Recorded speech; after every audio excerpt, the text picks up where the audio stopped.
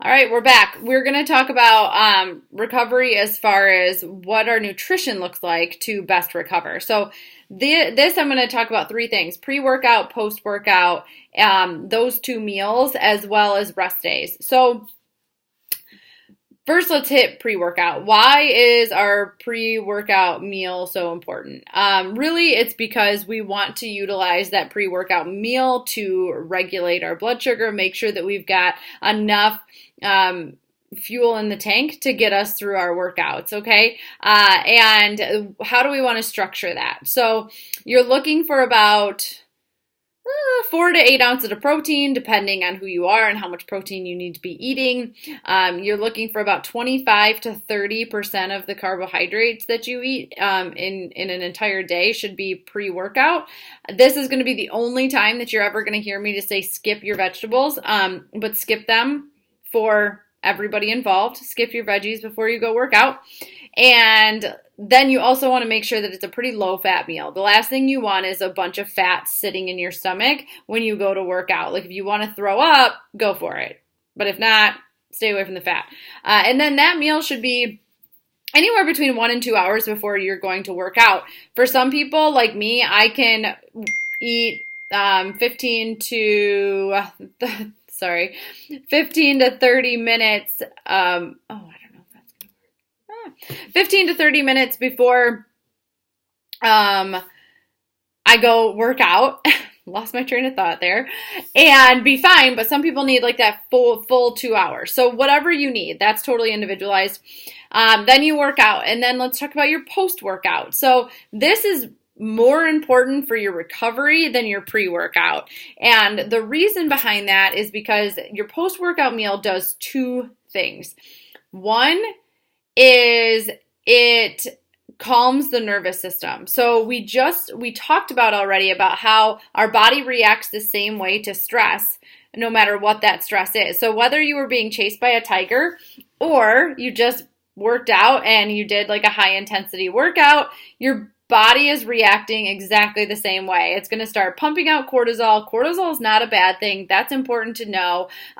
It gets a bad rap, but that's because cortisol is actually anti-inflammatory. It's trying to bring down the stress in your body. Like that's what it's there to do, is get the stress away. But because we're under a high amount of stress all of the time, then we're getting an overabundance of it. But cortisol is not bad. But what we want to do is bring that stress level down, because your body is like, when you start to eat, you're telling your body it's safe again. Because again, if you were being chased by a tiger, you're not going to stop and be like, hey, those berries look good. Maybe I should stop and eat those. Like, no.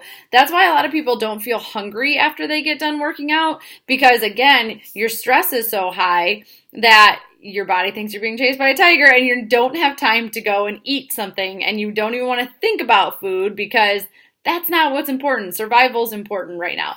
So that's why as soon as you can start to eat, you're starting to initiate that parasympathetic nervous system, that rest and digest, and that kind of starts to put that into motion.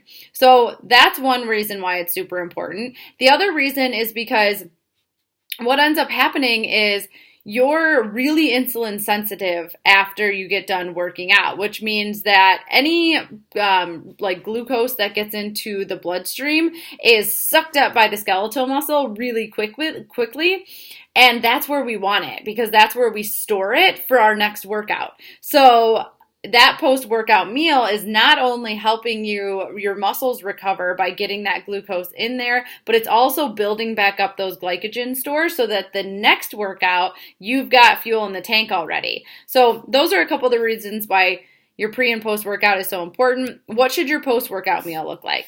It should be very similar to your pre-workout, but 4 to 8 ounces of protein, depending, that is going to maximize your muscle protein synthesis, which is what actually makes your muscles grow. Then about 25 to 30% more of those carbohydrates. We can go a little bit higher in fat. Usually I still don't recommend more than like 15, 20 grams. It can help with some of the muscle recovery still.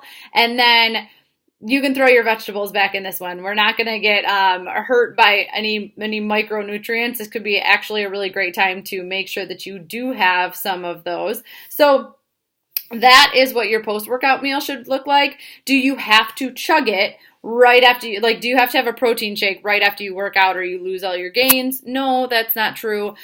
Within 1 to 2 hours is best for in order to, get the benefits of that. If you do want to have a protein shake, because again, it does help to start to like bring that cortisol level down, start to help tell your body that I'm okay, then go for it, but you don't have to. Just try to get a really good meal in, and that would be totally sufficient.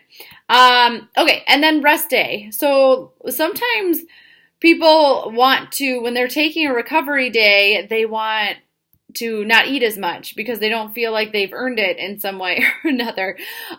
This can actually hinder you because there's a couple different reasons why. One is that we want to make sure that we are allowing our body to recover on those days. And to optimize recovery, if you take food away, then your body's not going to be able to recover as well. Like, it still needs the food to continue to recover those muscles. So that's one reason. And then the second reason is because we actually utilize our glycogen stores, which means where our energy comes from that we're using in any type of glycolytic sport, like CrossFit, spinning, or HIIT workouts, like anything like that, is actually takes about 24 to 48 hours to build up.